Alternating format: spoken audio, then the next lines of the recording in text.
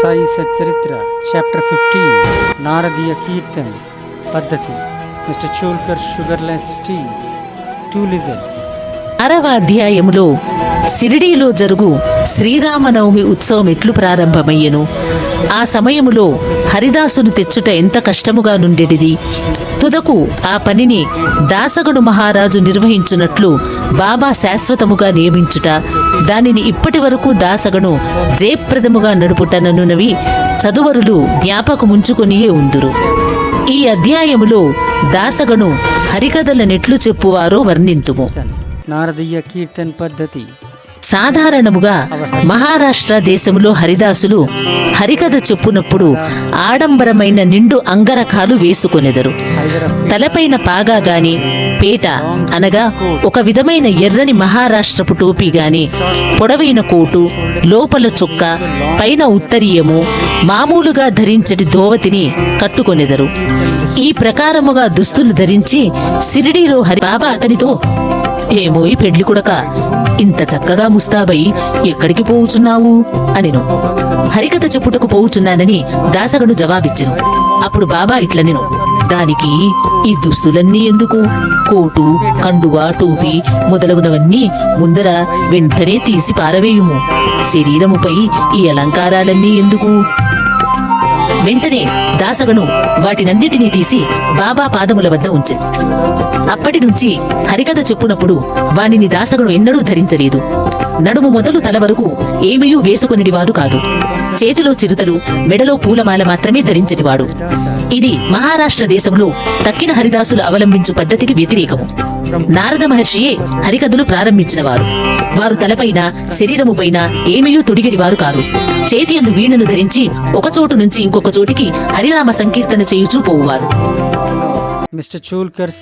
పూనా, అహ్మద్ నగర్ జిల్లాలలో బాబాను గూర్చి అందరికీ తెలియను గాని నానాసాహెబ్ చాందోర్కర్ ఉపన్యాసముల వల్లను, దాసగను హరికథల వల్లను బాబా పేరు కొంకణ దేశమంతయు ప్రాకెను.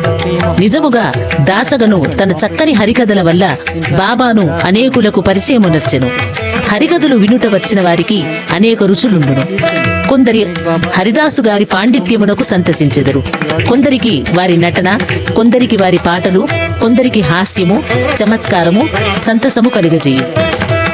కథాపూర్వమున దాసుగారు సంభాషించు వేదాంత విషయములను వినుటకు కొందరు, అసలు కథను వినుటకు కొందరు వచ్చెదరు.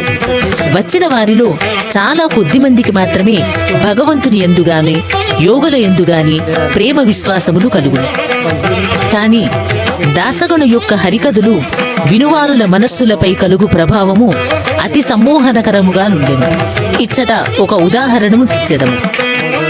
ఠానాలోనున్న కౌపీనేశ్వరాలయములో ఒకనాడు దాసగను మహారాజు హరికథ చెప్పుచు సాయి మహిమను పాడుచుండెను. కథను వినుటకు వచ్చిన వారిలో చోల్కర్ అనునతుడుండెను. అతడు పేదవాడు. ఠాణా సివిల్ కోర్టులో గుమస్తాగా పనిచేయుచుండెను. అతడు దాసగను కీర్తనను అతి శ్రద్ధగా వినెను. వాని మనస్సు కరిగెను. వెంటనే అక్కడికక్కడే మనస్సునందు బాబాను ధ్యానించి ఇట్లు మొక్కుకొనెను. బాబా, నేను పేదవాడను. నా కుటుంబమునే నేను పోషించుకొనలేకున్నాను. మీ అనుగ్రహము చేత సర్కారు వారి పరీక్షలో ఉత్తీర్ణుడై స్థిరమైన ఉద్యోగం లభించినచో నేను షిరిడీకి వచ్చెదను.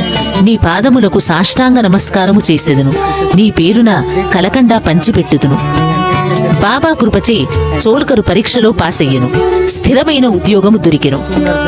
కనుక మృక్కు చెల్లించవలసిన బాధ్యత ఎంత త్వరగా తీర్చినచో అంత బాగుండుననుకొనెను. చోల్కర్ బీదవాడు. వాని కుటుంబము చాలా పెద్దది. కనుక షిరిడీ యాత్ర చేయుటకు ఖర్చు పెట్టుకొనలేకుండెను. ఎవ్వరైనా పర్వత శిఖరమునైనా దాటవచ్చును గాని బీదవాడు తన ఇంటి గడపనే దాటలేడని గదా లోకోక్తి.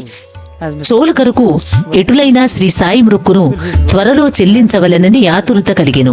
కావున తన సంసారమునకు ఖర్చులను తగ్గించి కొంత పైకమును మిగిల్చవలెనని నిశ్చయించుకొనెను.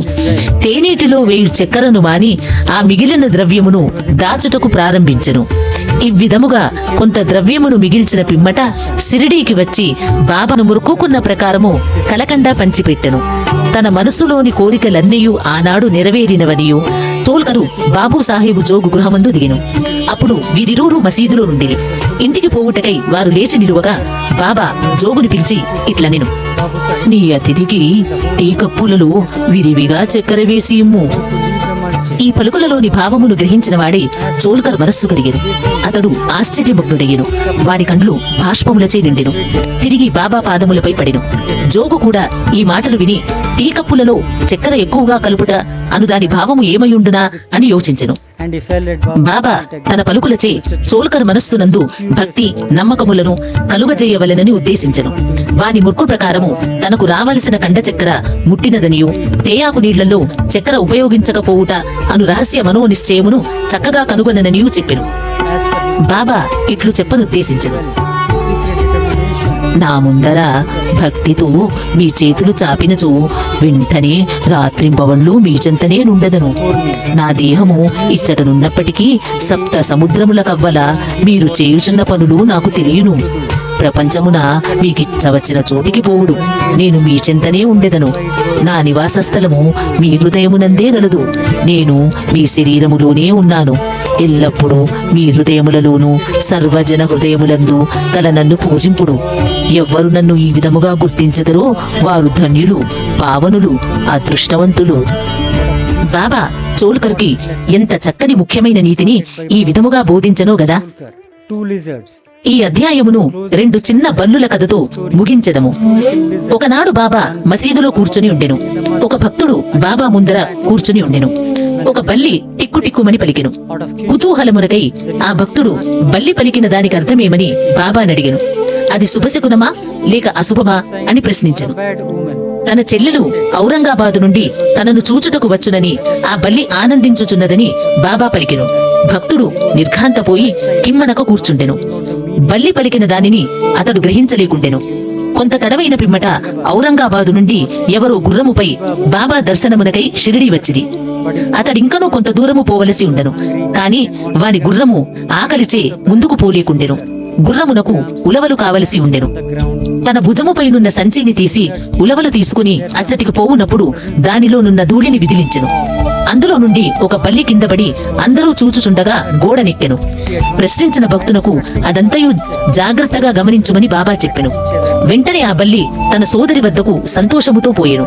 చాలా కాలము పిమ్మట అక్క చెల్లెళ్ళు కలుసుకొనిరి. ఒకరినొకరు కౌగిలించుకొని ముద్దుడుకొనిరి. గుండ్రముగా తిరుగుచూ అధిక ప్రేమతో రాడిరి. On horseback. సిరిడి ఎక్కడా, ఔరంగాబాద్ ఎక్కడా?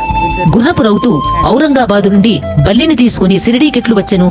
రాబోయే ఇద్దరు అక్క చెల్లెళ్ళు కలియుదురని బాబా ముందుగానే ఎట్లు చెప్పగలిగెను? ఇది ఎంతయో బహు చిత్రముగానున్నది. ఇది బాబా సర్వజ్ఞుడని నిరూపించుచున్నది. ఎవరైతే ఈ అధ్యాయమును భక్తి శ్రద్ధలతో నిత్యము పారాయణ చేసెదరో వారి కష్టములన్నీ శ్రీ సాయినాథుని కృపచే తొలగును. Sai Baba. 15వ అధ్యాయము సంపూర్ణము. సద్గురు శ్రీ సాయినాథార్పణమస్తు. శుభం భవతు. 2వ రోజు పారాయణము సమా. For our readers, no matter where you are, we have made it easy to listen to and learn the 53 chapters of Sai Satcharitra in a simple and understanding manner through the Sanatana Nidhi application. Download the Sanatana Nidhi app and learn about the life of Sai Baba. Additionally, participate in our special quiz program and stand a chance to be winners. After each chapter, take part in the quiz to test your knowledge and win prizes. Join this spiritual journey with your family. Download the Sanatana Nidhi app now, available on Google Play Store and Apple App Store. For more details, visit our website.